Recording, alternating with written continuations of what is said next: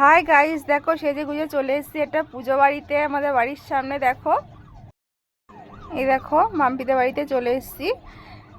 ওপরে পুজো হয়েছে তার ছাদের উপরে। চলো যাই, আমরা সবাই এসেছি। মা, মাইমা, দিদি, পুচকি, আমরা সবাই একসঙ্গে গেছি। ওই সব উঠছে, চলো উপরে যাই।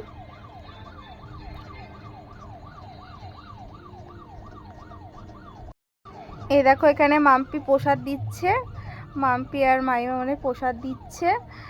আর এই যে কার্তিক ঠাকুরটা আর সুন্দর করে কত সুন্দরভাবে সাজিয়েছে, প্যান্ডেলটাও সব সুন্দর করেছে। আর এই যে ওখানে আমরা সবাই বসে আছি, সব প্রসাদ খাওয়া হচ্ছে।